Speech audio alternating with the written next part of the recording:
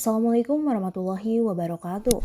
Sejarawan Belanda, Karel Steenbrink, dalam buku Dutch Colonialism and Indonesian Islam, Konflik and Kontak 1596 hingga 1950, yang kemudian diterbitkan dalam bahasa Indonesia dengan judul Kawan dalam Pertikaian Kaum Kolonial dan Islam di Indonesia pada tahun 1596 hingga 1942 oleh penerbit Mizan pada tahun 1995 menyebutkan ada beberapa tokoh penting di balik konflik dan juga kontak antara umat Islam dengan kolonial Belanda.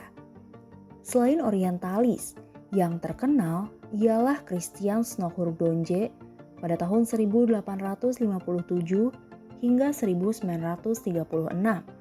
Tokoh-tokoh lain yang disebut dalam buku tersebut, di antaranya ialah Karel Frederik Hoyle pada tahun 1829 hingga 1896, Godard Arend Johannes Hazu pada tahun 1870 hingga 1929, dan ada Hendrik Kramer pada tahun 1888 hingga 1965. Mereka kebanyakan adalah lulusan studi Indologi di Belanda dan mengemban tugas sebagai orientalis dan misionaris. Snoek bertugas sebagai advisor for inlandise Zaken atau penasehat untuk urusan pribumi bagi pemerintah kolonial Belanda dalam kurun waktu 1889 hingga 1906. Ia terkenal dengan gagasan asimilasinya di mana kaum pribumi harus didekati untuk dapat menjalankan cara pandang hidup ala barat. Untuk tugasnya itu, Snoek yang pernah menulis buku Arti Islam bagi para umatnya di Hindia Timur, sebagaimana keterangan dalam memoir Pangeran Arya Ahmad Djadjadiningrat, mendekati anak-anak para priai untuk bisa mewujudkan gagasannya tersebut. Snoek rela mendatangi rumah-rumah mereka, mencarikan beasiswa, dan memberikan tempat tinggal bagi para kadernya. Rumahnya di Gang Sentiong, Kramat Batavia, sering menjadi tempat menginap para pelajar yang menjadi binaannya. Mereka diajar bahasa Belanda, Inggris, dan juga Perancis agar mampu memahami literatur-literatur barat. Dengan bantuan para tokoh pribumi, sebagaimana disebutkan dalam memoir PAA Djadjadiningrat setebal 400 halaman lebih, Snoek berusaha untuk memuluskan program-programnya. Di antara tokoh pribumi itu adalah Sayyid Usman bin Abdullah bin Aqil bin Yahya al-Awalawi pada tahun 1823 hingga 1913. Kemudian seorang mufti Batavia dan Haji Hasan Mustofa, dan juga tokoh pribumi dari Jawa Barat. Orang-orang yang seringkali dijumpai di rumah Snoek di Gang Sentiong adalah Said Usman bin Abdullah bin Aqil bin Yahya, kemudian Haji Hasan Mustofa, Van Hees, dan KAF Hall. Tutur Ahmad Djadjadiningrat. Pangeran Ahmad Djadjadiningrat merupakan seorang putra priai yang menjadi amde tenar atau aparatur pemerintah di Banten, yang juga merasakan pengkaderan dari Snoekhurgdonje. Adiknya Husein Djadjadiningrat bahkan disekolahkan ke negeri Belanda atas rekomendasi dari Snoek dan menjadi doktor dalam bidang Indologi pertama yang berasal dari pribumi. Snoek merupakan penasehat urusan pribumi bagi pemerintah kolonial Belanda di negeri ini yang pernah ditugaskan untuk meneliti tentang perjuangan rakyat Aceh dan menulis laporan tentang seluk-beluk orang Aceh. Ia juga pernah tinggal di Mekah pada tahun 1885 hingga 1886. Setelah sebelumnya berpura-pura untuk masuk Islam dan mengganti namanya menjadi Abdul Ghaffar. Di kota suci itu, Snok bertugas untuk mengawasi para haji yang dianggap menjadi pelopor bagi perlawanan terhadap kolonialisme. Sebagai orientalis, Snok menguasai bahasa Arab dan ilmu-ilmu keislaman.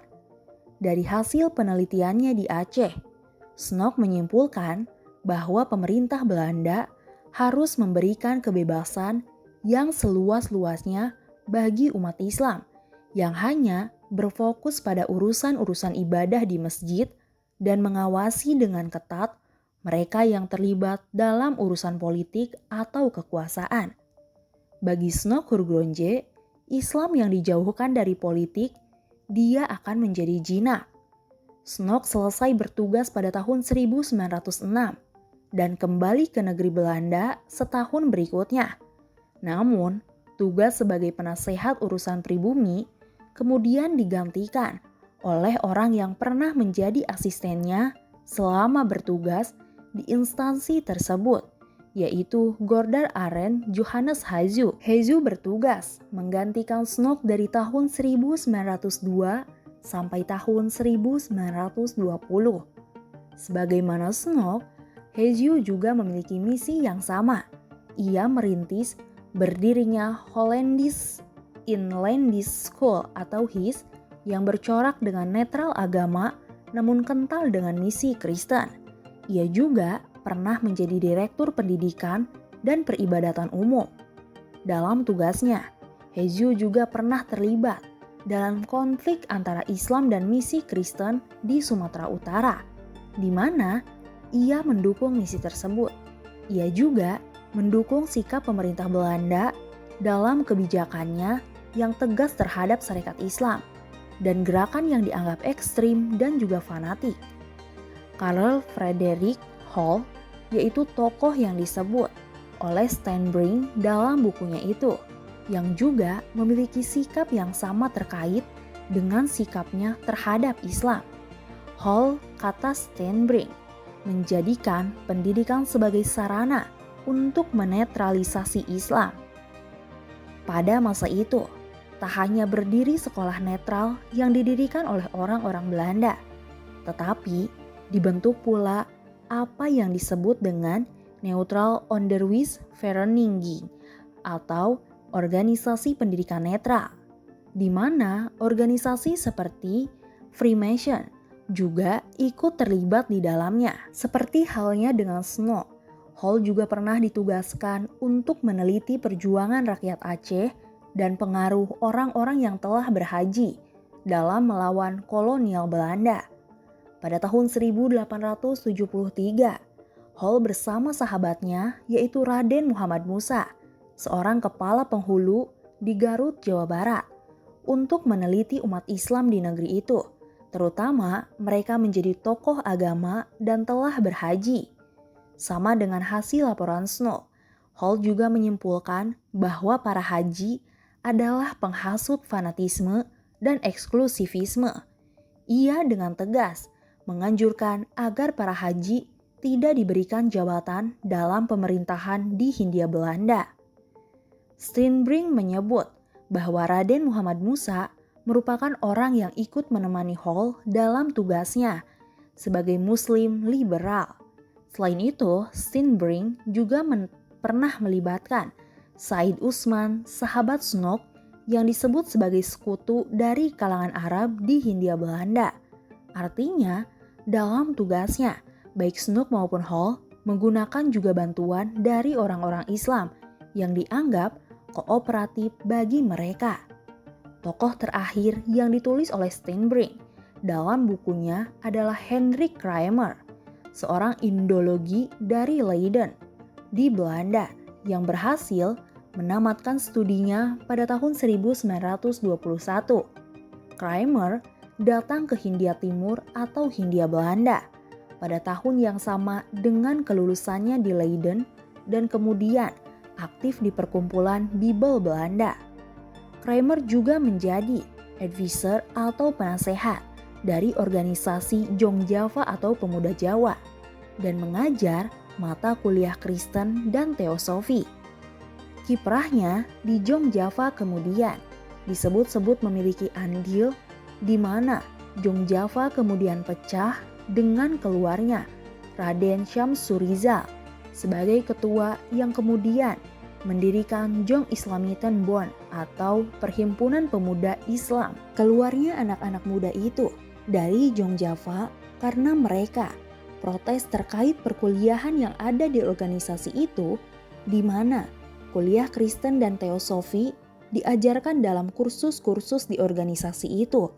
Sementara kuliah Islam tidak diperbolehkan. Atas saran dari Haji Agus Salim dan musyawarah di Gedung Sekolah Mu'alimin Yogyakarta, maka digagaslah Jong Islamiten Bond atau JIB yang kemudian secara resmi berdiri di Batavia pada tahun 1925. Hendrik Kramer dalam suatu kesempatan menyatakan bahwa Islam merupakan problem bagi misi Kristen. Tidak ada agama selain Islam yang untuknya misi bekerja keras banting tulang tanpa hasil, dan padanya misi menggarukan jarinya sampai berdarah dan juga terkoyak. Demikianlah para orientalis dan misionaris di balik pertikaian antara Islam dengan kolonial di Indonesia pada masa yang lalu.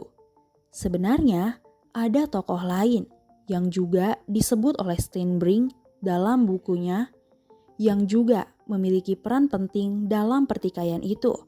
Di antaranya Thomas Stanford Raffles. Bagaimana menurut kalian? Tulis pendapat kalian di kolom komentar.